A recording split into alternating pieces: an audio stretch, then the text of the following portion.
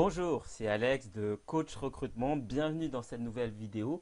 Donc aujourd'hui, je voudrais parler avec vous d'un sujet assez sensible, assez implicite, sur lesquels très peu de personnes finalement parlent, mais qui causent bien des dégâts dans une recherche d'emploi.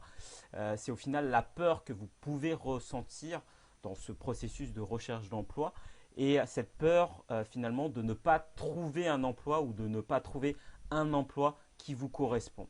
Et mine de rien, si vous ne maîtrisez pas cette peur, si vous ne maîtrisez pas finalement ce ressenti, cela peut avoir des conséquences quand même qui peut être un peu plus dramatique entre guillemets et qui fait qu'au final vous allez louper de belles opportunités parce que vos actions seront guidées par ce sentiment de peur. Cela va se ressentir et donc du coup vous faire des choses que au final vous n'auriez pas fait si vous n'aviez pas été dominé par cette peur.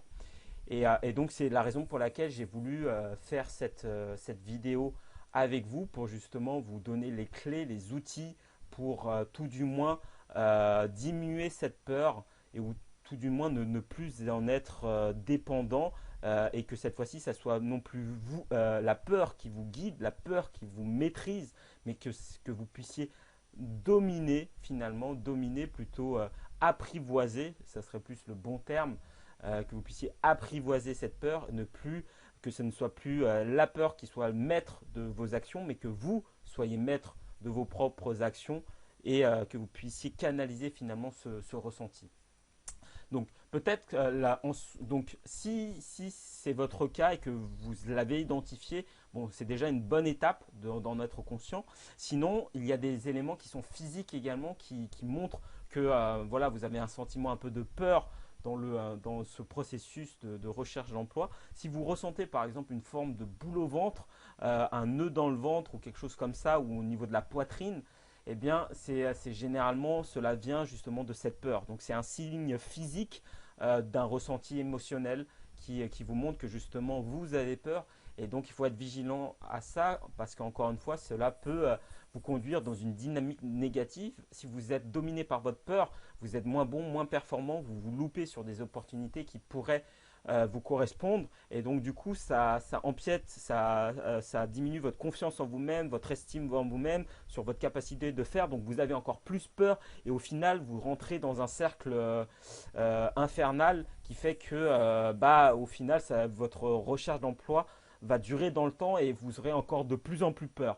Et c'est pas ce qu'on veut. Si c'est votre cas, on va faire en sorte de briser ce cercle infernal pour que vous puissiez du coup en ressortir et être du coup de nouveau dans une dynamique plus positive.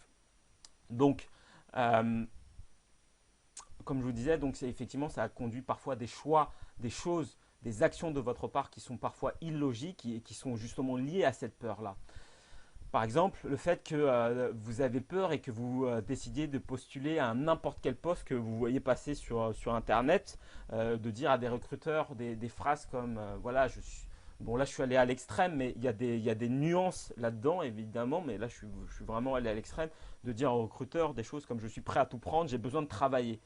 Et j'ai besoin de travailler, je l'ai entendu ou dans une négociation salariale que la personne dise oui, bah, ça me convient, c'est parfait pour moi. Mais trop rapidement. Et donc, du coup, ça donne cette impression que la personne est dépendante d'une recherche d'emploi. Et mine de rien, c'est pas vendeur, ça ne donne pas envie. Ou de dire, encore une fois, je suis allé dans l'extrême, mais quelqu'un qui dit peu importe vos conditions, c'est OK pour moi. Donc, effectivement, il y a des nuances, il y a là-dedans, des degrés, mais vous seul pouvez savoir si ce que vous dites finalement c'est lié à cette peur de ne pas avoir cet emploi, de ne pas trouver un emploi, de ne pas décrocher un emploi qui vous correspond. Ou encore, et ça je l'ai vu malheureusement, euh, que vous envoyez votre CV à tous les recruteurs sur la place de marché de votre secteur et en mode un peu spam où vous balancez votre CV à tout le monde en espérant que la personne vous réponde ou que vous envoyez typiquement, moi j'avais un cabinet de placement de consultants pour des grands groupes, donc je recrutais beaucoup de candidats à l'année pour les grands groupes et donc j'avais beaucoup d'appels d'offres, beaucoup de postes à pourvoir Et il y avait des candidats qui se positionnaient à toutes les offres, alors que parfois ça ne lui correspondait pas du tout. Et ça donne une très très mauvaise image de vous-même par rapport à votre recherche d'emploi, parce qu'on se dit à ce moment-là, personne ne veut de vous, donc, alors qu'au final peut-être pas, c'est juste que vous avez peur, et donc du coup ça amène des comportements qui sont anormaux. Donc, il faut faire en sorte de pouvoir maîtriser ça. Donc là, je vous ai donné quelques exemples. Au final, c'est un peu comme les relations amoureuses, si vous y réfléchissez bien. C'est que si vous êtes trop demandeur, homme ou femme, finalement, dans la relation, vous n'aurez rien, vous aurez un non et vous provoquez plus le rejet de l'autre qu'autre chose. Eh bien, dans un processus de recrutement, c'est exactement la même chose. Si vous êtes trop demandeur parce que vous avez peur, eh bien forcément, ce que cela ça induit auprès de votre interlocuteur, c'est un sentiment de rejet, de dire non.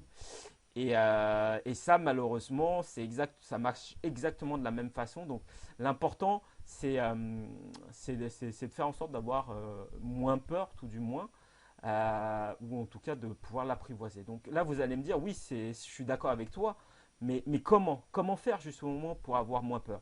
Déjà, il faut prendre conscience que il est normal d'avoir peur. Donc, je vous rassure là-dessus.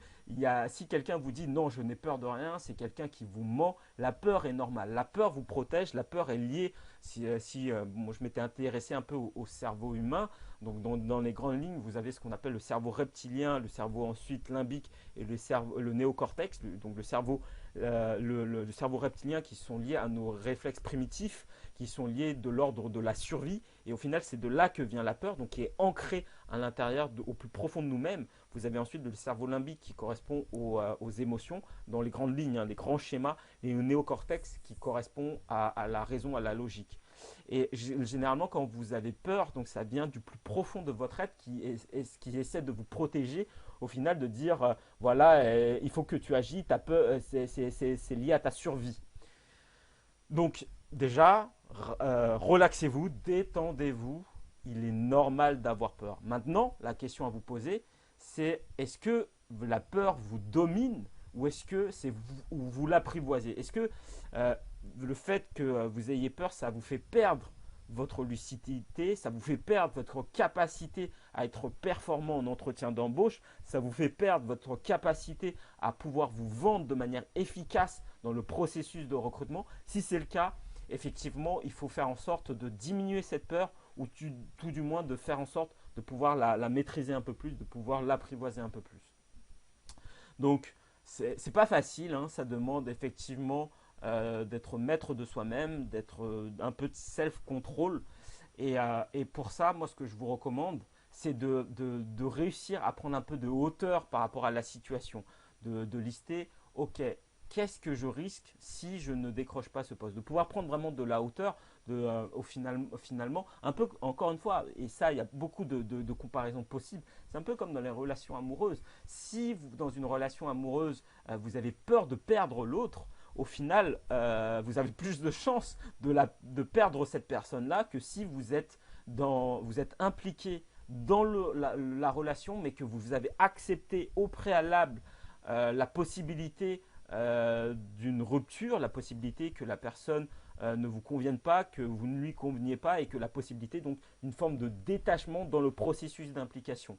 Donc c'est vraiment subtil ce que je dis, mais c'est exactement ça et c'est exactement la même chose dans un processus de recrutement. C'est-à-dire pour faire diminuer cette peur, il faut que vous puissiez aussi réussir tout en étant investi dans le processus de recrutement, mais avoir cette forme aussi de détachement qui vient contrebalancer, de dire ok, bon ça va, je risque pas ma vie, il y a d'autres postes, il y a d'autres entreprises, et d'accepter finalement le fait que vous ne puissiez ne pas avoir le poste au départ, en avoir conscience de cette réalité possible, fait que du coup vous acceptez cet échec entre guillemets et qui fait qu'ensuite vous pouvez mieux réussir l'entretien parce que vous êtes détaché un peu plus de cette peur. Donc encore une fois, comme une relation amoureuse, si vous êtes dans ce détachement, mais dans l'implication quand même de la relation, vous avez plus de chances de construire une relation qui est beaucoup plus pérenne, beaucoup plus solide, parce que vous n'êtes pas dépendant de la relation. Eh bien, c'est la même chose dans un processus de recrutement. Vous ne devez pas être dépendant d'une seule offre, ou de l'offre en question. Et donc du coup, cela vous permettra d'être plus en maîtrise par rapport à vous-même. Donc ça, c'est la première étape. L'autre élément, je vous recommande d'en faire moins, mais de le faire mieux. Au départ, c'est vrai qu'il est important d'être dans un aspect un peu plus quantitatif, sans spammer tout le monde, parce que vous avez besoin de vous exercer, de tester votre communication, ce qui marche pas. Surtout si ça fait longtemps que vous n'avez pas passé ce processus de recrutement ou que vous êtes junior, que vous sortez d'école.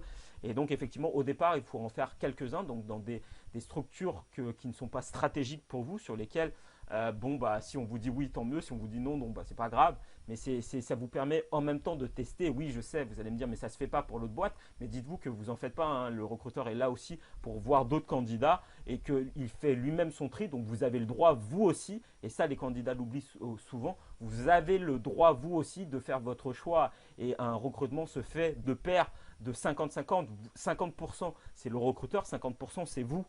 Et si le recruteur voit plein de candidats, vous avez le droit aussi de voir plein d'entreprises. C'est pas, voilà. Donc au départ, c'est ce qu'il faut faire. Ensuite, il faut être plus sur l'aspect qualitatif. Il faut faire en sorte de pouvoir en faire un peu moins, mais de le faire mieux. Et pour faire mieux, vous devez améliorer vos compétences sur le processus de recrutement, puisque réussir un processus de recrutement, c'est une compétence différente de vos compétences initiales. Ce n'est pas parce que vous êtes excellent techniquement dans votre métier que vous serez excellent dans un processus de recrutement. Donc, c'est deux compétences qui sont différentes, qui peuvent se compléter, c'est-à-dire effectivement ça aide s'il y a de la matière, ça aide si vous êtes effectivement bon dans ce que vous faites, que vous avez des références, effectivement ça joue énormément, mais si vous dites permettez-moi l'expression, si vous dites des conneries, hein, encore une fois, hein, désolé pour les plus puristes, mais je dis ça non pas pour être grossier, mais pour marquer les esprits, si vous